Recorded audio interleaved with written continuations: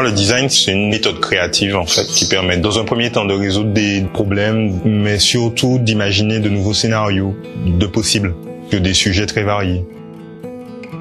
Ça peut être sur des questions sociales, environnementales, culturelles. Et en fait, ce qui est intéressant avec le design, c'est que non seulement ça permet d'imaginer de nouveaux scénarios, mais de les concrétiser, de leur donner forme, en fait, à ces scénarios-là. À travers des objets, à travers des espaces.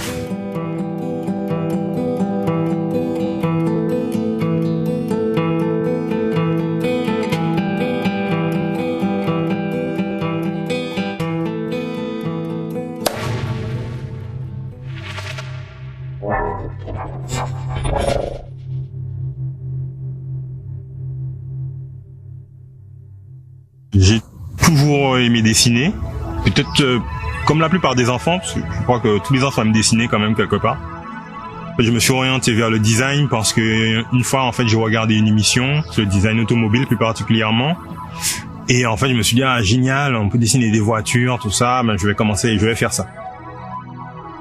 J'ai fait une première S, une terminale S, mais avec une option en plastique. Quand j'ai eu mon bac, en fait, je suis rentré à l'école d'art à Martinique.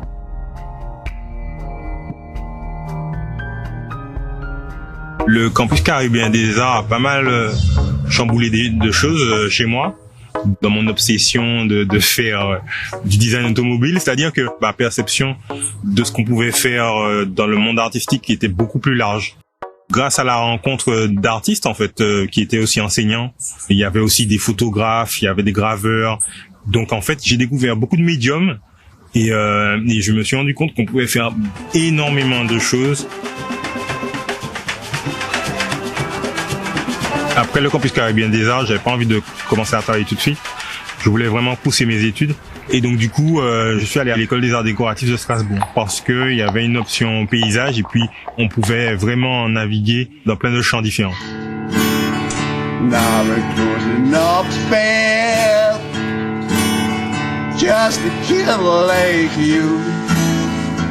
Après Strasbourg, j'ai monté une petite entreprise avec une ancienne camarade de classe. Pendant 1 an, on était à Lyon. C'était une entreprise de jardin. Et puis, moi, j'ai repris des études de design industriel à Paris. L'ENSI Les Ateliers, École nationale supérieure de création industrielle. C'est un endroit qui est incroyable. C'est un endroit où j'ai rencontré des gens qui en fait, je sais pas comment expliquer ça, mais c'est des gens qui croient vraiment qu'ils peuvent changer le monde.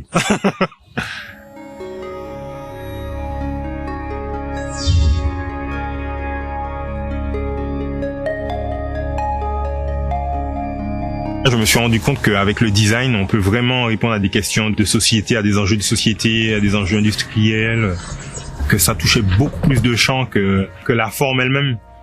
Mais aussi, je vais l'utiliser, par exemple, dans les poulaillers. Je vais mettre ça dans les nids du poule pour faire partir les bêtes. Faut que j'emmène mes tantes te voir au jardin, parce que je suis très contente. C'est quoi ça? Ça, c'est un cactus. Ouais. Qu'on appelle le rosier de Barbade. Il a 20% de protéines végétales. Ici, c'était une carrière. Ah oui, donc là, on tombe tout de suite sur la pierre, en fait. Oui. Mais du coup, vous avez ramené un peu de terre ou pas? Non, tout ici, c'est des composts. En fait, on appelle ça compostage de surface. Là, c'est des choucanac, on appelle. Ah. Quand on s'est rencontrés, c'était la première fois à la Capoeira, mais après, une autre fois chez... en fait, on est allé ensemble chez Tommaso et Céline, ouais, voilà. Tu te rappelles? Voilà, c'est ça. Et puis sur la route, en fait, je t'expliquais un peu ce que je faisais, tu sais, c'est mon projet de traînelle sur les échelles de jardin, etc. Et puis c'est comme ça qu'on a vu qu'on avait des atomes crochus au niveau des jardins, en tout cas. Je me souviens que c'est le premier échange qu'on a eu sur ces questions. C'était des jardins en vertical. Exactement, ouais. Avec des supports, comme des cabas, c'est ça, exactement. Comme des pézoles que les gens montent eux-mêmes. La proposition de l'échelle verticale peut être intéressante dans des habitats où il n'y a pas beaucoup d'espace. Et puis, ça permet en fait d'avoir des plantes médicinales, par exemple. Un jardin de survie. Ouais, un jardin de survie. Ouais. L'important n'était pas que moi je design chaque forme, mais plutôt donner un plan de construction facile à monter pour n'importe qui.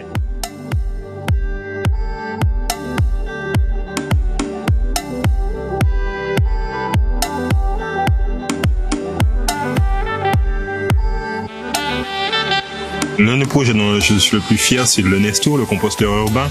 La première raison, c'est que par rapport à l'observation que j'ai faite justement du fait que dans l'espace public, il n'y a pas de composteur et que on était obligé de jeter les déchets organiques avec le plastique. Donc ce qui imposait aux collectivités, à la ville de faire le tri.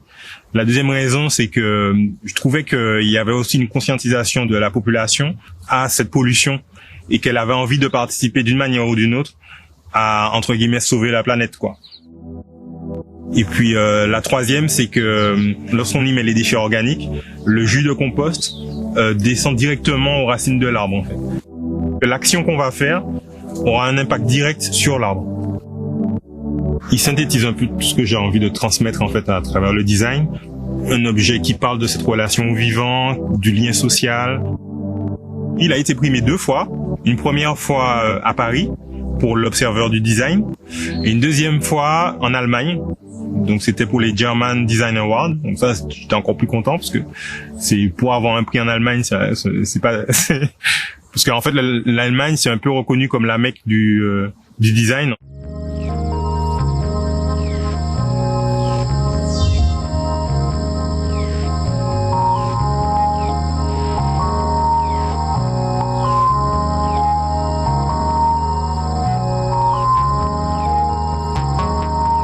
Là, vous avez des routes vélo.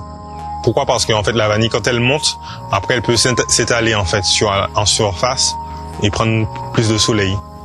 Voilà. Là, on est dans le jardin de ma mère, en fait.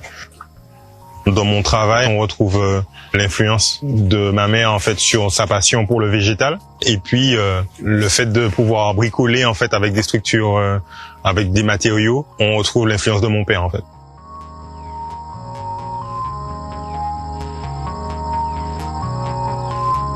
Bienvenue à l'atelier.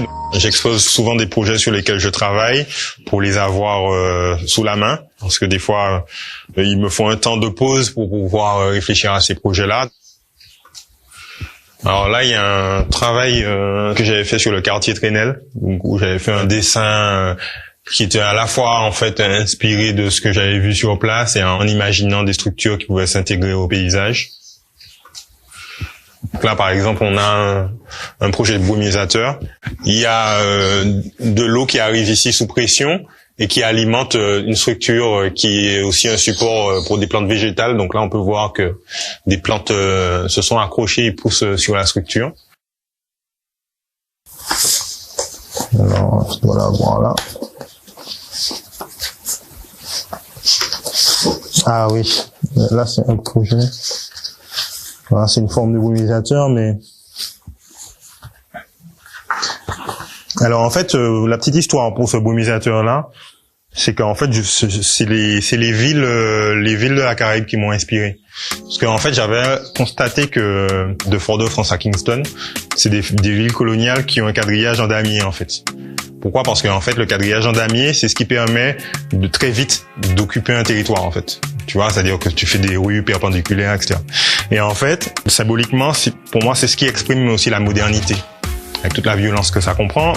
D'accord? Donc c'est pour ça que j'ai dessiné en fait cette forme-là et du coup, j'ai voulu l'exprimer à travers un objet qui est le brumisateur, en fait. C'est pas une commande qui a été faite par un client, donc j'ai pas forcément un cahier des charges, mais il y a une réflexion artistique.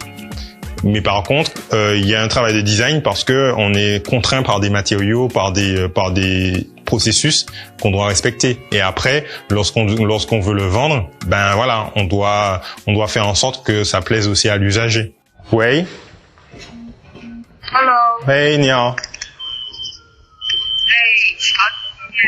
哎，你在那里？你在飞机上吗？没有，我下飞机了，飞机上不能。 Là, c'est une collaboratrice avec laquelle je travaille sur des projets. Donc, on s'est rencontrés dans une agence en Chine, une agence de design. Du coup, on s'est liés d'amitié. Et puis, lorsque je veux réaliser des maquettes, donc je lui envoie le fichier 3D, elle le transfère au fabricant. Et du coup, ça lui permet de vérifier si le projet est bon avant de me le renvoyer à la Martinique, en fait. Hey. 好好，拜拜。拜。 OK, 好, bye bye. 拜拜。 Avant, je devais contacter directement le fabricant, lui faire confiance et attendre au petit bonheur la chance que le projet soit exactement ce que je souhaite. Comme elle est designer, elle fait vraiment ce que j'attends du projet, de l'objet en fait. Du coup, c'est vraiment génial de pouvoir travailler comme ça.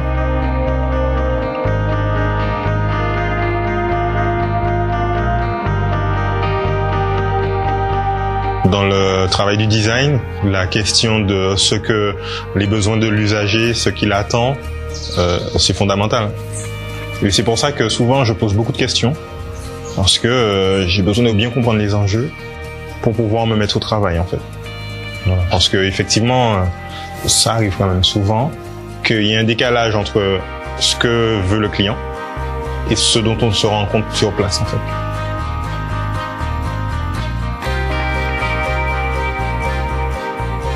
L'approche du design, c'est cette idée que on ne pense pas à un projet pendant 2-3 ans et puis après on le réalise, mais tout de suite on est dans le faire.